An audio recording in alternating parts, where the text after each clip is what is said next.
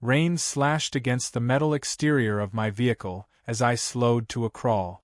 The tiny, nameless village loomed in the distance like a ghost waiting to be remembered. Its rooftops jutted out of the mist, uneven and warped, their silhouettes framed by jagged mountains. This was no ordinary assignment. If the rumors were true, this place harbored a secret so dangerous that entire worlds had been erased for less. My pulse hammered as I checked the coordinates again. The blinking red dot on the holomap confirmed it. I was exactly where I was meant to be. I leaned back, exhaling slowly, my hand brushing the pistol strapped to my thigh. They hadn't told me much when they briefed me.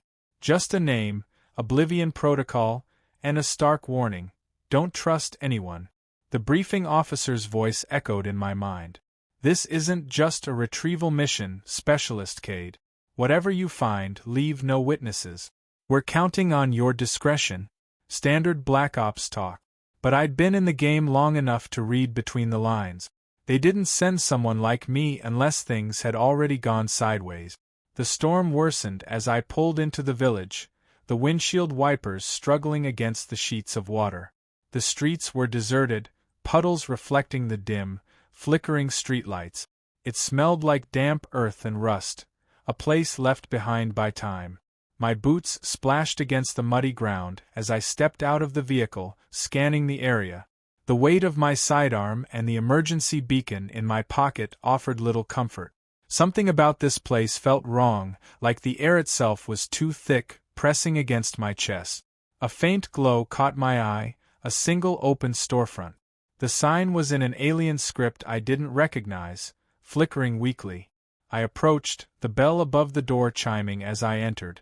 The shopkeeper, a wiry old man with cataract-clouded eyes, didn't even look up from his counter.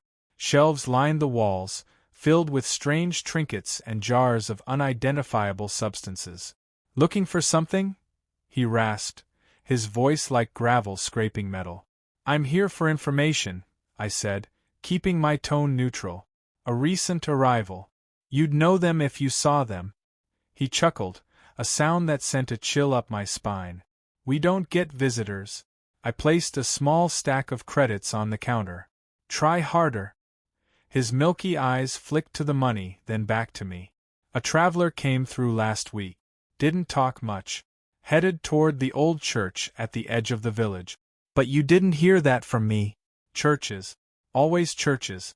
They had a way of cropping up in places like this, sanctuaries for things best left buried." I nodded, sliding the credits toward him. "Thanks." As I turned to leave, his voice stopped me cold. "You won't like what you find." I glanced back, but his expression was unreadable. Ignoring the unease twisting in my gut, I pushed through the door and into the storm. The church wasn't hard to find. Its spire pierced the night like a jagged claw, silhouetted against flashes of lightning. The closer I got, the heavier the air felt, like walking through molasses. My hand drifted to my pistol, my finger resting lightly on the trigger. The door creaked as I pushed it open, the sound swallowed by the storm. Inside, the air was stale, the scent of decay and old stone filling my nostrils. Rows of pews stretched toward an altar shrouded in shadows. Candles flickered weakly, casting eerie shapes on the walls. And then I saw it, a figure slumped in the front pew, their back to me. My pulse quickened as I approached, boots crunching against the dusty floor. The body didn't move, even as I closed the distance. "Hey," I called, my voice low. No response. I reached out, gripping their shoulder to turn them toward me. That's when I saw it. The hollow sockets where their eyes should have been, their skin pale and waxy. My stomach turned as I stepped back, drawing my pistol. A sound behind me, a scrape of metal on stone. I spun, weapon raised, but there was nothing. The church was empty, silent except for the storm outside. Except it wasn't. A low hum vibrated through the air, so faint it was almost imperceptible. It came from the altar, a faint glow emanating from its base. I approached cautiously, the hum growing louder with every step. As I reached the altar, I saw it, a circular device embedded in the stone, its surface covered in intricate symbols that pulsed with light. It was tech, but not like anything I'd ever seen. Oblivion Protocol, I muttered, the words tasting bitter on my tongue. The hum turned into a high-pitched whine as I reached for the device. Before I could touch it, the ground beneath me shifted. The floor cracked, stones splintering as something massive stirred below. I stumbled back, eyes wide as a metallic claw burst through the ground, followed by another.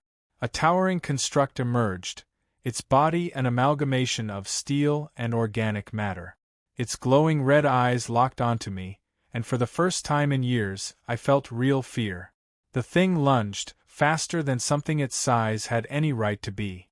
I dove behind a pew as its claw slammed into the ground where I'd been standing, splintering the wood.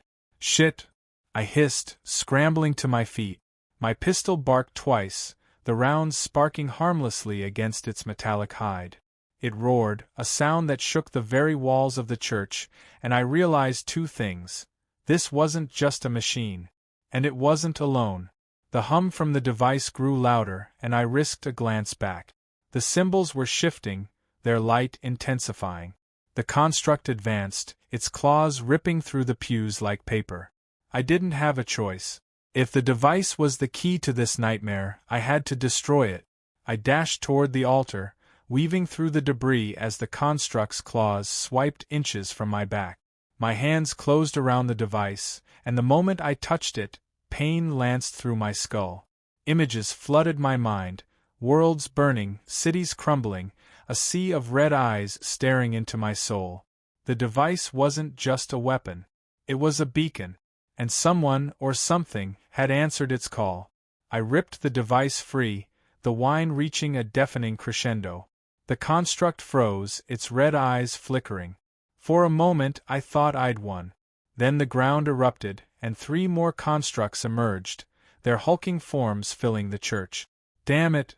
I bolted for the exit, clutching the device like my life depended on it, because it did. The constructs gave chase, their thunderous footsteps shaking the ground. I burst into the storm, the rain pelting my face as I ran. My vehicle was parked at the edge of the village, a beacon of safety in the chaos. But the constructs were faster. One of them leaped, landing in front of me with a crash that sent me sprawling. The device slipped from my grasp, skidding across the muddy ground. I rolled to my feet, drawing my pistol as the construct advanced. My shots barely slowed it, the bullets ricocheting off its armored hide. And then, in the distance, a light, a second vehicle speeding toward me, its headlights cutting through the storm. Whoever they weren't supposed to be here. But I didn't care. Reinforcements or not, I needed a miracle. The vehicle skidded to a halt, its door slamming open. A woman stepped out, her silhouette framed by the headlights. She held a rifle that looked far too advanced for this backwater planet, and she didn't hesitate. Her shots rang out, each one precise, each one finding a weak point in the construct's armor. One by one, they fell, their bodies collapsing into lifeless heap. I stared, breathing hard, as she approached, her weapon still raised. "You're late," I said, the words laced with exhaustion. She smirked, lowering her rifle. "And you're reckless. But we've got bigger problems." Her gaze flicked to the device in my hand, her expression darkening. "You have no idea what you've just unleashed." The woman's words hung in the air, heavy with implication. Rain dripped from the brim of her hood as she gestured toward her vehicle. "We need to move. Now." I hesitated, still clutching the device.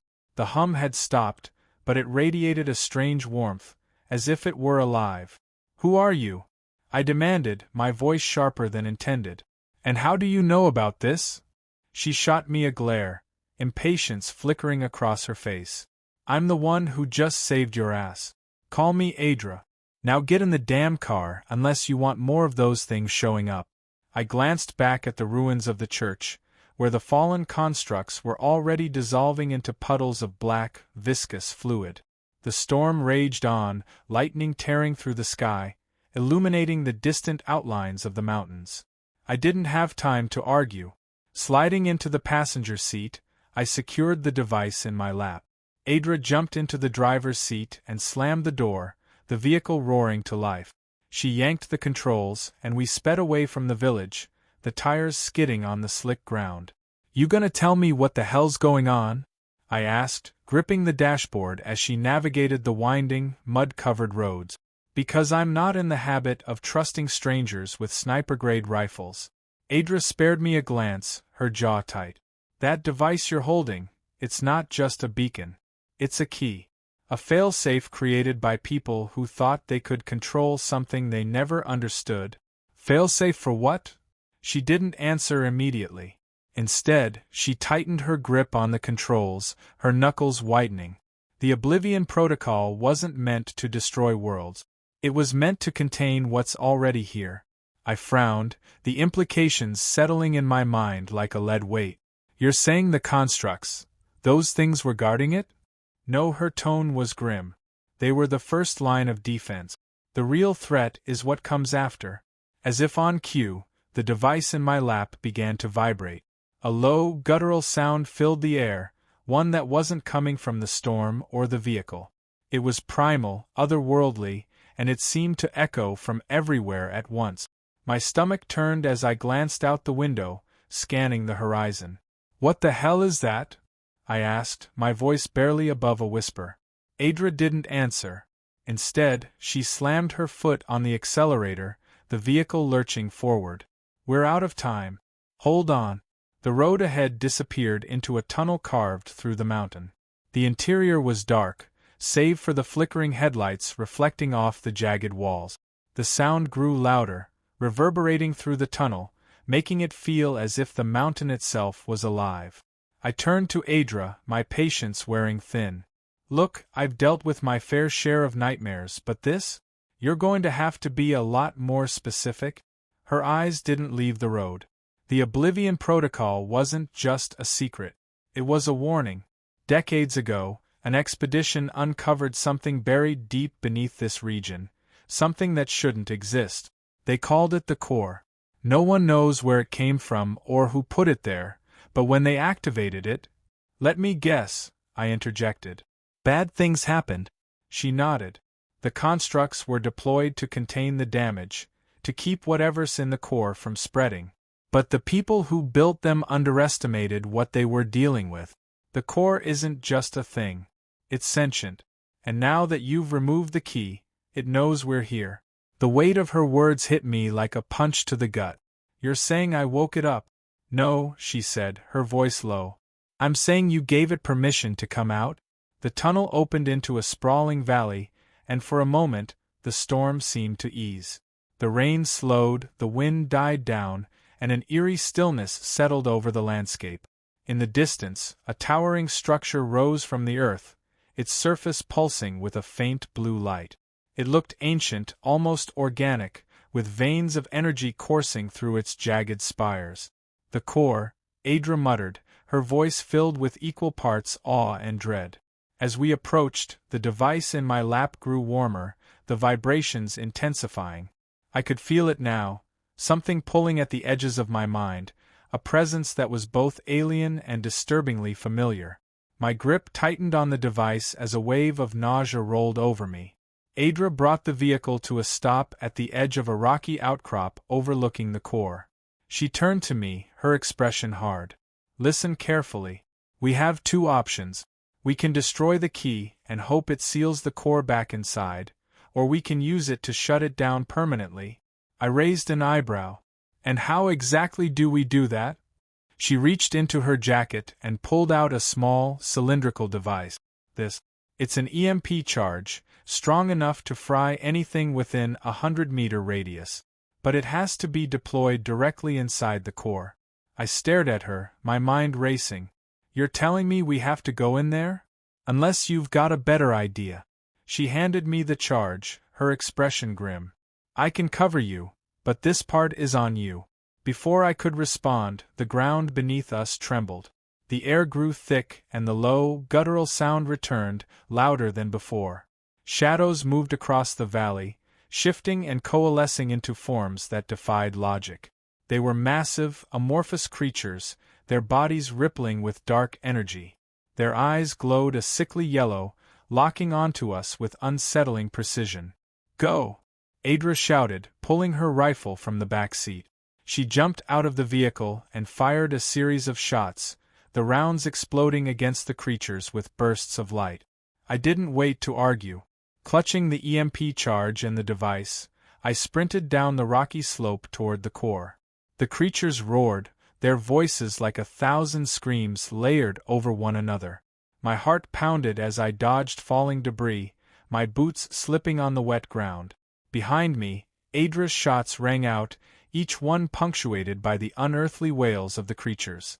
But they kept coming, their massive forms closing the distance with terrifying speed. One of them lunged, its clawed appendage slamming into the ground mere feet from where I stood.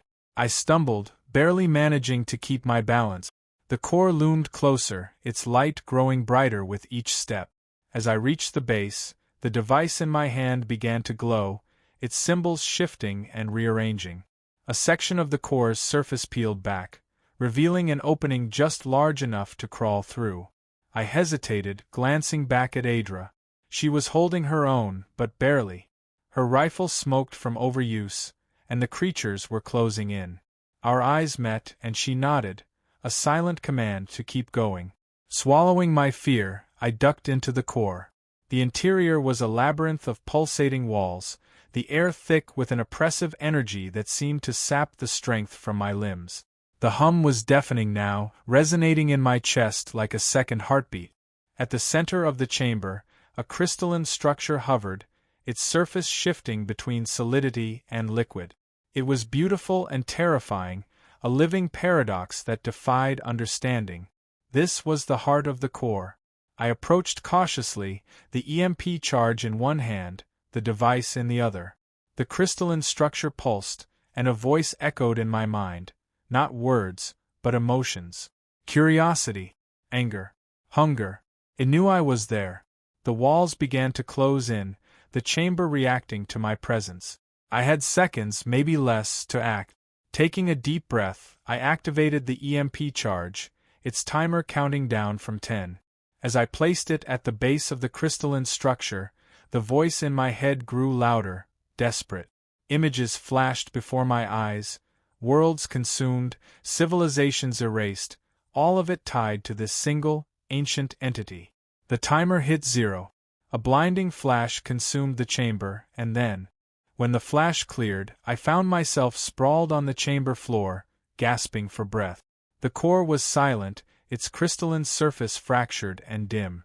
I expected relief, a moment of victory, but all I felt was dread. The air was charged with something new, something worse. The ground beneath me rumbled, sending cracks spiderwebbing across the floor. The walls of the chamber groaned, their pulsating light flickering erratically. Whatever I had done, it wasn't over. If anything, I'd made it angrier. Move now. Adra's voice rang in my earpiece, sharp and urgent. Scrambling to my feet, I bolted back toward the opening. The hum of the core had been replaced by a low, rhythmic pounding, like the heartbeat of a monstrous being. The walls seemed to close in around me, pulsating with malicious intent. Each step felt heavier, as if the very air was trying to drag me down. I reached the opening and threw myself through it, landing hard on the wet, rocky ground outside. The storm had returned with a vengeance, rain lashing against my face as I scrambled to my feet. In the distance I could see Adra fighting off the last of the creatures, her movements desperate but precise. Before I could shout to her, the core erupted. A massive shockwave tore through the valley, knocking me off my feet. The creatures screamed, their forms disintegrating into black mist as the energy swept over them. The ground shook violently, and I looked up just in time to see the core split open, a towering column of light shooting into the sky. "What the hell did you do?" Adra shouted, stumbling toward me as the shockwave subsided. "I shut it down," I yelled back, my voice barely audible over the roaring wind. "At least, I think I did." "You think?" She grabbed my arm, hauling me to my feet. "That wasn't shutting it down. That was waking it up." Before I could respond, the light from the core twisted, condensing into a massive, swirling vortex. The sky above darkened, the storm clouds pulled into the vortex like water down a drain. Lightning crackled along its edges, and an ear-splitting roar echoed across the valley. The ground beneath us gave way, splitting open to reveal a cavernous void. Adra and I barely managed to leap onto a solid ledge as the vehicle we'd arrived in tumbled into the abyss. The device in my hand buzzed violently, its symbols rearranging themselves into something I couldn't begin to decipher. "What now?" I shouted, clutching the device as if it could somehow save us. Adra's face was pale, her eyes fixed on the vortex. "We need to get out of here. This whole place is about to go down." "No argument there," I said, following her as she sprinted toward a narrow path leading away from the core. The ground trembled beneath our feet, chunks of rock breaking away and tumbling into the void. The creatures were gone, but the vortex was worse. It felt alive, a malevolent force intent on consuming everything in its path. As we ran, I couldn't shake the feeling that it was watching us, that it knew exactly where we were going. The path wound upward, leading to a ridge overlooking the valley. From here, we could see the full extent of the destruction.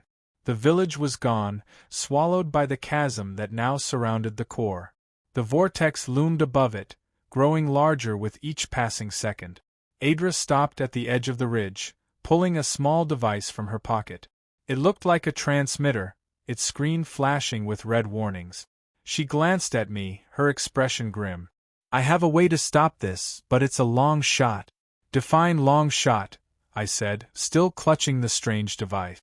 She pointed to the vortex. "We need to close that. This transmitter can overload the core's energy field, but we have to get close enough to deploy it."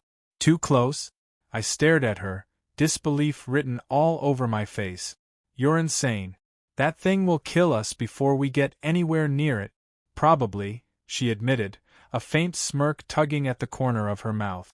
"But it's better than waiting for it to tear the planet apart." Before I could argue, a deafening crack split the air. A massive tendril of energy shot out from the vortex, slamming into the ridge just below us. The shock wave threw us both to the ground, and I lost my grip on the device. It tumbled down the slope, coming to rest precariously close to the edge of the chasm.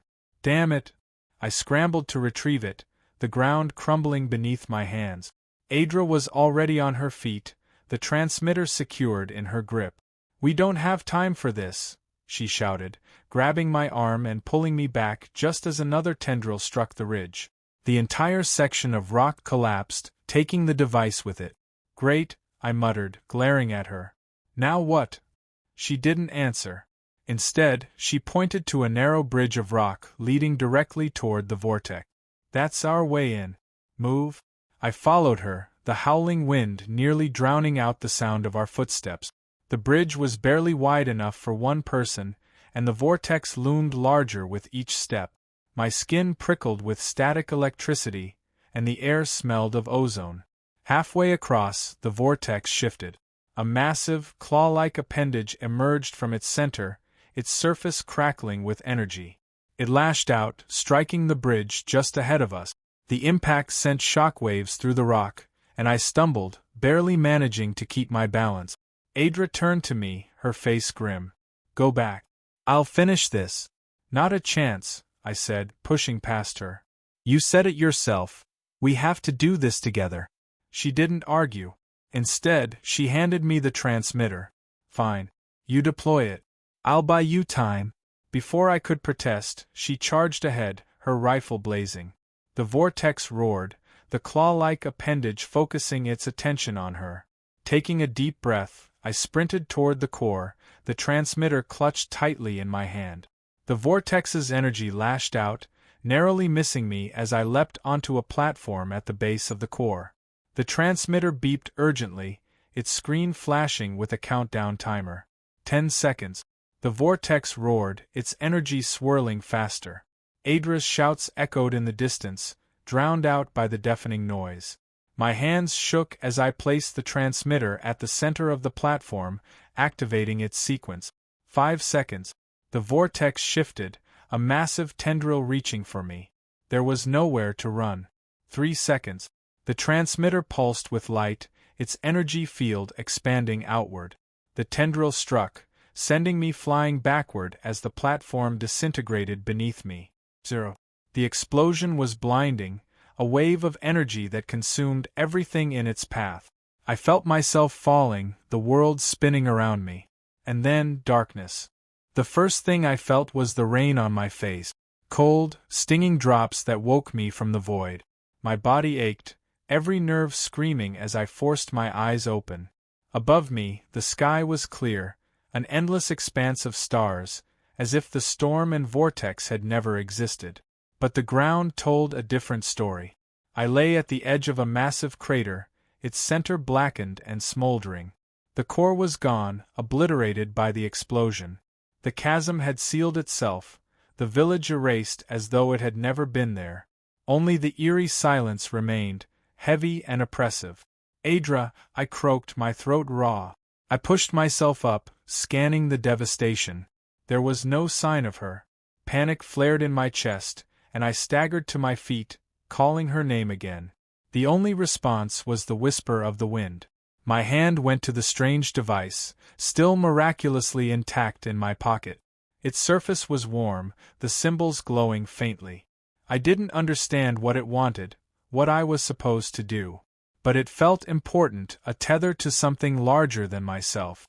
I stumbled forward, the ground beneath me uneven and cracked. The air smelled of burnt ozone, and my head throbbed with each step. Adra couldn't be gone. Not after everything we'd been through. Not after she'd saved my life over and over again. As I reached the lip of the crater, a faint sound caught my attention. A groan, hoarse and pained, but unmistakably human. My heart leapt, and I broke into a run, ignoring the protests of my battered body. Adra! I slid down the slope, rocks scattering under my boots. She lay near the center of the crater, half buried beneath a pile of debris. Her armor was scorched and blood streaked her face, but her eyes were open, defiant as ever. "Took you long enough," she rasped, coughing weakly. I dropped to my knees beside her, my hands shaking as I began to clear the debris. "You're alive." I thought. "Yeah, well, I'm tougher than I look," she interrupted, wincing as I freed her leg. It was bent at an unnatural angle, and her breathing was shallow, but she was alive. That was all that mattered. "Can you move?" I asked, helping her sit up. "Not far," she admitted, her voice grim. "Legs busted. And I think I've got a few broken ribs." "We'll get out of here," I said, more to convince myself than her. "There's got to be a way." She gave me a faint smile, one that didn't reach her eyes. "You always were the optimist." Before I could respond, the device in my pocket buzzed violently, the symbols rearranging themselves once again. A low hum filled the air, and the crater began to glow faintly, as if something beneath the surface was awakening. Adra's eyes widened. "What did you do?" "I don't know," I admitted, pulling the device out. It pulsed with a strange, rhythmic light, the symbols now forming what looked like a map. A map of the crater.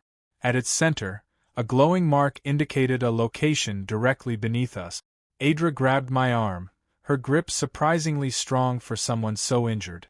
"Whatever that is, we need to leave. Now." "We can't," I said, staring at the map. This is what it wanted. This is why we were sent here." Her expression darkened. "You don't even know what it is." "Neither do you," I shot back.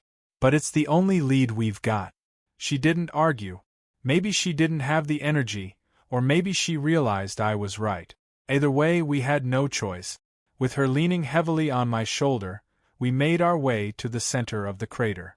The ground grew warmer with each step, the faint hum growing louder. The device pulsed faster, guiding us to a jagged outcropping of rock. Beneath it, a hidden hatch was embedded in the ground, its surface marked with the same symbols as the device. I glanced at Adra, who nodded grimly. Together, we heaved the hatch open, revealing a dark, spiraling staircase that descended into the earth. "Great," Adra muttered. "Because the last underground nightmare worked out so well." I managed a weak laugh, helping her onto the first step. The air inside was cool and dry, a stark contrast to the devastation above. As we descended, the hum grew louder, almost deafening. The staircase ended in a massive chamber, its walls covered in glowing symbols. At the center, a pedestal rose from the floor, and on it sat an object identical to the device in my hand, except larger, more intricate. It pulsed with the same rhythm, as if alive. Adra leaned heavily against the wall, her breathing labored. This is it, isn't it? The secret? Looks like it, I said, approaching the pedestal. The device in my hand vibrated, the symbols aligning with those on the larger object. Without thinking, I placed it on the pedestal. The room trembled, the symbols glowing brighter. A voice echoed through the chamber. Not human, but not entirely alien either. It spoke in a language I didn't understand, yet somehow, I knew what it was saying. The cycle begins anew. What does that mean? Adra asked, her voice trembling. I don't know, I admitted. But I think we just triggered something big. The symbols on the walls shifted, forming images, planets, stars, entire galaxies. They moved in perfect harmony, a cosmic dance that seemed to span eternity. At the center of it all was Earth, glowing brightly. Adra's eyes widened. This isn't just about the village. This is about the whole planet. Before I could respond, the pedestal began to sink into the floor, and the chamber filled with a blinding light. The voice spoke again, more urgent this time. Prepare. Prepare for what? I shouted, shielding my eyes. But there was no answer. The light consumed us, and for a moment I felt weightless, suspended in a void. Then, just as suddenly, we were back on the surface. The crater was gone, replaced by an unbroken expanse of forest. The stars above were brighter, the air eerily still. Adra groaned beside me, her injuries somehow healed. She looked at me, her expression a mix of awe and fear. What just happened? I don't know, I said, staring at the device in my hand. It was silent now, its symbols dark. But I could feel its presence, like a shadow in the back of my mind. One thing was clear. Whatever we had uncovered, it wasn't over. Not by a long shot.